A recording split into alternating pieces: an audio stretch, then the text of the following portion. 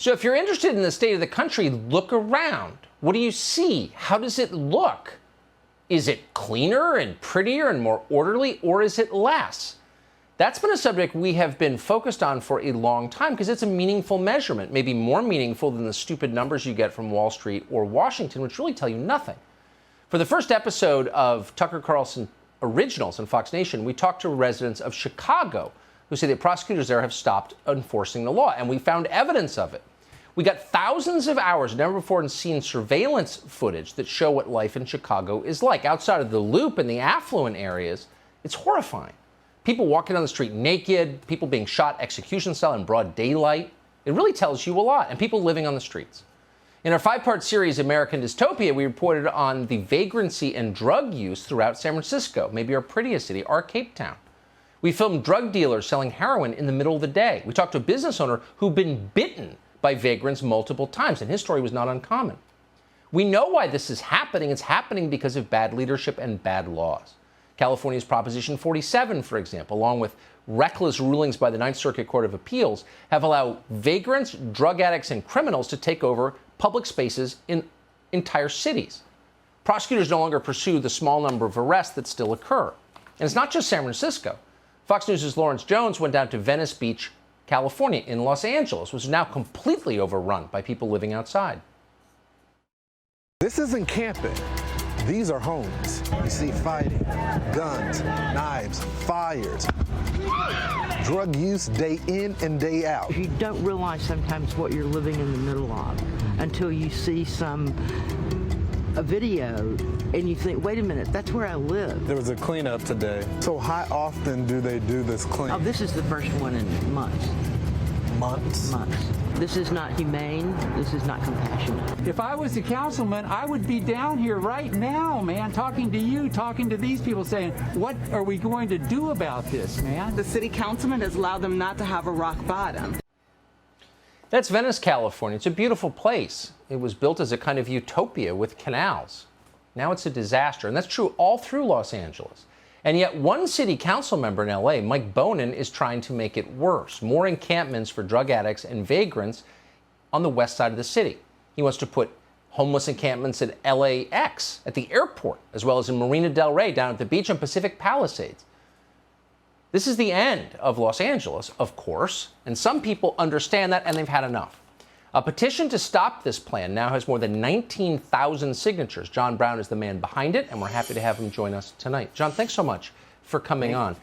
So it takes a lot. I assume you don't get petitions going as, a profession. It takes a lot for someone to stand up and say, I've had it, I'm going to try and stop it. What drove you to this place? Well, thanks, Tucker, for having me on. I mean, honestly, I want to tell you why I started the petition, but I also just want to mention why I almost didn't do it. And I'm not a professional petition maker, right? I woke up one morning, about a month ago. I checked my email at like 6 o'clock in the morning, looked at it. First thing I saw was something about a motion that a councilman was putting forth to potentially put homeless villages at the public beaches and parks. And, I thought that I misread it. And to be honest, I know the name Bonin, I know councilmen's, but I'm not really in politics. I don't pay attention too much to this stuff. And so I went on to change.org. I knew that it existed. I mean, I didn't know much about it. And I put this petition out there hoping that maybe we'd get like 100, 200 people that would maybe voice their opinion about it. And by the end of the day, my wife and I are sitting there with my kids and I'm going, guys, what number do you think it's at? And it was like 3,000 the next day. 5,000, and just every day.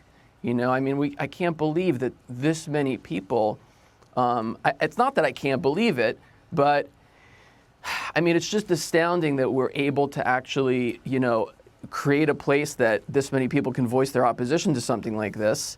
And I just wanted to mention, I almost didn't do it because, my hesitancy about, we're going to be shamed. People are going to say, you're a NIMBY, you're like all this stuff. And I feel like I have an obligation actually to my family, my kids, my community to actually say, this doesn't make any sense, guys. Like, what do you mean you're putting this at public beaches and parks?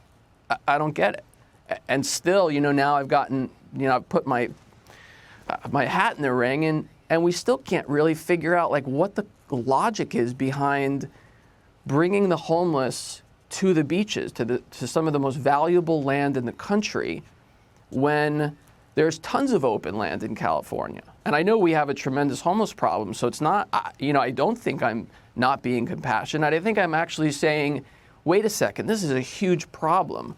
Why are we going to waste our time looking into the feasibility of putting, 100 tents in a parking lot at the beach where tens of thousands of people come, from the inner cities and from all over LA to enjoy that space? Right. Why don't we find a place that's more appropriate, that is going to be cheaper? We can create, mental health support for them, drug addiction support.